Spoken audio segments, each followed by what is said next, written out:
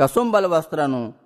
સ્વામિનારાયણ હરે સંવત 1881 આષાઢ સુધી પંચમીને દિવસ સ્વામી શ્રી સહજાનંદજી મહારાજ શ્રી ગઢડા મધ્યે દાદા ખાચરના દરબારમાં ઉગમણે દ્વાર ઓરડાની ઓસરીએ ઢોલિયા ઉપર ગાદી તકિયા બિછવાવીને વિરાજમાન હતા અને સર્વ શ્વેત વસ્ત્ર ધારણ કર્યા હતા ને પોતાના મુખારવિંદની આગળ મુનિમંડળની સભા તથા દેશ દેશના હરિભક્તની સભા ભરાઈને બેઠી હતી અને સાધુ દુકડ સરોદા લઈને કીર્તન બોલતા હતા.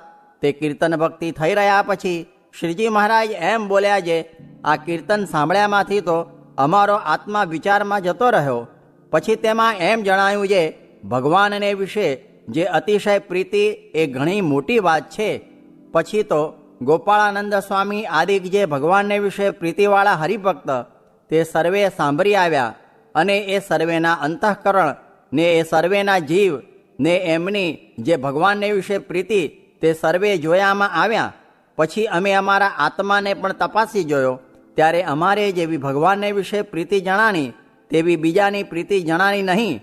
શા માટે જે કાંઈક ભૂંડા દેશકાળાદિકનો જ્યારે યોગ થાય છે ત્યારે એ સર્વે મોટા છે તો પણ કાંઈક એમની બુદ્ધિને વિશે ફેર પડી જાય છે ત્યારે એમ જણાય છે અંતે પાયો કાચો દેખાય છે. તે સારી પેઠે જો કોઈક ભૂંડા દેશકાળાદિકનો યોગ થાય તો ભગવાનમાં પ્રીતિ છે તેનું કાંઈ ઠેકાણું રહે નહીં. માટે એ સર્વેને જોતા અમને અમારી કોરનું ઠીક ભાષે છે જે ગમે તેવા ભૂંડા દેશકાળાદિકનો યોગ થાય પણ કોઈ રીતે અમારું અંતઃકરણ ફરે નહીં અને ભગવાનને વિશે પ્રીતિ તો તેની જ સાચી છે જેને ભગવાન વિના બીજા કોઈ પદાર્થને વિશે પ્રીતિ જ ન થાય. અને સર્વે સદગ્રંથનું પણ એ જ રહસ્ય છે જે ભગવાન છે એ જ પરમ સુખદાયક છે ને પરમસાર વસ્તુ છે અને તે પ્રભુ વિના જે બીજા પદાર્થ છે તે અતિશય તુચ્છ છે ને અતિ અસાર છે. અને જેને ભગવાન જેવી બીજા પદાર્થમાં પણ પ્રીતિ હોય તેનો તો ઘણો જ પાયો કાચો છે. જેમ કસુંબલ વસ્ત્ર હોય તે ઘણું સારું જણાતું હોય પણ જ્યારે તે ઉપર પાણી પડે ને પછી તેને તડકામાં સુકાવીએ ત્યારે સુધું નકારું થઈ જાય ને ધોળા વસ્ત્ર જેવું પણ ન રહે. તેમ જેને પંચ વિષયમાં પ્રીતિ હોય તેને જ્યારે કુસંગનો યોગ થાય ત્યારે કાંઈ ઠેકાણું રહે નહીં. માટે જે ભગવાનનો ભક્ત હોય તેને તો ભગવાનને રાજી કર્યા સારું પંચ વિષયનો અતિશય ત્યાગ કર્યો જોઈએ. પણ ભગવાનને વિશે જે પ્રીતિ તેમાં વિઘ્ન કરે એવું કોઈ પદાર્થ વહાલું રાખવું નહીં. ઇતિ વચનામૃતમ. એવી રીતે ગઢડા મધ્ય પ્રકરણનું 56મું વચનામૃત જે તે થયું.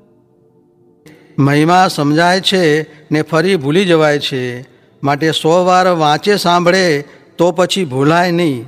ને મહારાજ છતાં હેત બહુ હતું ને આજ જ્ઞાન અધિક છે ને ઘણા સંસ્કારી જીવ આવ્યા છે માટે સાધુમાં હેત તરત થઈ જાય છે. સ્વામિનારાયણ સ્વામીએ વાત કરી જે આપણે જાણીએ છીએ જે આપણને ભગવાનમાં હેત છે પણ આપણા કરતાં તો આપણા ઉપર ભગવાનને ને સાધુને ઝાઝુ હેત છે. સ્વામિનારાયણ સ્વામીએ વાત કરી જે વણથળીમાં વાત કરી જે આ વણથળી ગામ કોઈકને આપે તો તે ગાંડો થઈ જાય ને વળી વડોદરો આપે તો વાત જ શી કહેવી. ને આપણને તો કરોડ વડોદરા મળ્યા છે તે એમ પણ કહેવાય નહીં. ને હવે તો દેહ રહે ત્યાં સુધી બાજરો ખાવો ને પ્રભુ ભજવા ને રોટલા તો ભગવાનને દેવા છે ને સાધુને દેવા છે તે આપશે ને દેહ પડશે કે ભગવાન પાસે જઈને બેસવું છે તે જેમ અંગરખું ઉતારી મૂકે તેમ દેહ પડ્યું રહેશે એમ વાત કરી. સ્વામિનારાયણ સ્વામીએ વાત કરી જે આજ ભગવાન અક્ષરધામ સહિત અહીં પધાર્યા છે તેના સ્વરૂપનો પ્રભાવ સમજાતો નથી એ જ મોટું પાપ છે. માટે જાદવ જેવા ન થવું પણ ઉદ્ધવજી જેવા ભક્ત થવું ને મોટા સાધુ હોય તેને બીજા જેવા કહેવા તથા બીજાથી ઉતરતા જેવા કહેવા એથી એનો દ્રોહ થાય છે. ને આજ જેવી વાતો થાય છે ને સમજાય છે તેવી કોઈ દિવસ સમજાણી નથી. સ્વામિનારાયણ હરે સ્વામીએ વાત કરી જે ચંદ્રમાનું પ્રતિબિંબ જળમાં પડે છે ત્યારે તેને જોઈને માછલું રાજી થાય છે ને એમ જાણે છે આ પણ આપણા જેવું માછલું છે પણ જેવો ચંદ્રમા છે ને જેવું તેનું મંડળ છે ને જેવું તેમાં તેજ છે ને જેવું તેનું ઐશ્વર્ય ને સામર્થ્ય છે તેને માછલું જાણી શકતું નથી. તથા જેમ સમુદ્રમાં વાણ ચાલ્યું જતું હોય તેને મોટા મચ્છ હોય તે જોઈને મનમાં એમ જાણે છે આ આપણા જેવો મચ્છ છે તે ચાલ્યો જાય છે, પણ જેવું વાણ છે ને સમુદ્ર તારે એવું છે ને લાખો કરોડો રૂપિયાનો માલ લઈ જાય છે ને લાવે છે તેને જાણી શકતો નથી. તે તો દ્રષ્ટાંત છે ને એનું સિદ્ધાંત તો એ છે જે જેવા મહારાજ છે ને જેવા મહારાજના સંત છે ને જેવા તેમના સ્વરૂપ સ્વભાવ ગુણ ઐશ્વર્ય ને સામર્થ્ય છે તેને જાણતા નથી.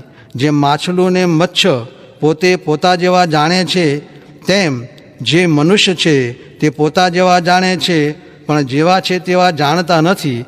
એમ કહીને શ્લોક બોલાવ્યો જે અવજાનંતી મામ મૂઢા માનુષીમ તરુમાશ્રિતમ પરમ ભાવમજાનંતો મમ ભૂતમ મહેશ્વરમ. એવા જે મૂર્ખ છે ને મૂઢમતી જીવ છે તે મનુષ્ય જેવા જાણે છે પણ અનંત કોટી જીવોને ભ્રમરૂપ કરીને અક્ષરધામમાં લઈ જાય એવા છે એમ તેને જાણતા નથી. એ અજ્ઞાન છે. સ્વામિનારાયણ હરે સ્વામીએ વાત કરી છે આપણે ખોટ કેટલી છે તો જેવા મળ્યા છે તેવો મહિમા જણાતો નથી ને જેવો લાભ થયો છે તે પણ જણાતો નથી. જેમ ગાયકવાડનો છોકરો મૂળા સારું રૂએ એટલી ખોટ છે.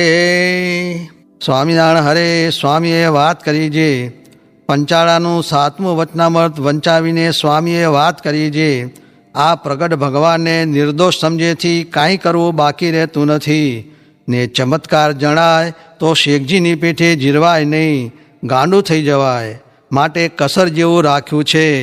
ભગવાનને નિર્દોષ સમજ્યાથી નિર્દોષ થઈ રહ્યો છે ને દોષ જણાય છે તે તત્વના દોષ છે ને નિર્દોષ તો એક ભગવાન જ છે ને દેશકાળ તો ભગવાનને ન લાગે જીવને તો લાગે. કારણ કે પ્રારબ્ધ કર્મે દેહ છે તે ખોટા પ્રારબ્ધનો થર આવે ત્યારે દેશકાળ લાગે, પણ ઉપાસ્ય મૂર્તિને નિર્દોષ સમજ્યાથી એ દોષે રહિત થઈ રહ્યો છે.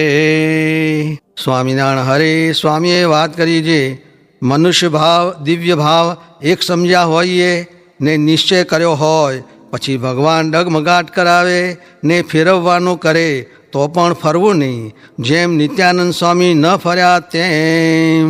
સ્વામિનારાયણ હરે સ્વામીએ વાત કરી છે સત્સંગ સાધુ ને ભગવાન જેવા મળ્યા છે તેવા ઓળખાતા નથી ને મનુષ્ય ભાવ રહે છે.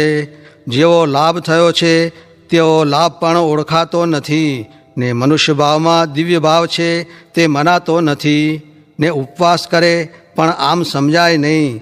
કેમ જે મૂલમ નાસ્તિ કુતઃ શાખા. પામર તો પરચા માગે પણ એક શ્રી કૃષ્ણને ઉર્ધ્વરેતા કયા છે ને નરનારાયણને કયા છે. એવા તો આજ મૂળજી બ્રહ્મચારી ને માયારામ ભટ્ટ શેર ઘી જમે ને ગાંઠ થાય નહીં ને 2000 માણસ સ્ત્રીઓ સહિત ભેળા રહેતા તો પણ કામનાનો ગાંઠ થાય નહીં. જીતેન્દ્રિય શાસ્ત્રમાં લક્ષ્મણજી આદિક 2 કયા છે ને અનુવૃત્તિવાળા કૃષ્ણાવતારમાં 3 કયા છે ને ભીડો ખમ્યામાં 3 કયા છે ને આજ તો આખા સત્સંગમાં એ 3 ગુણે યુક્ત છે. એ જ મોટો પરચો છે. માટે જેમ છે તેમ ઓળખવું. સ્વામિનારાયણ હરે સ્વામીએ વાત કરી છે જેમ ભગવાન કરે તેમ થાય. આ અમને કઠોદર થયું હતું તે કોઈને ન મટે ને તે મટ્યું ને આવરદા પણ 25 વર્ષ થયા નથી ને આ 2 વર્ષ થયા એટલે સંવત 1918માં મોત આવીને પાછું ગયું. તે જેમ ભગવાનને ગમતું હશે તેમ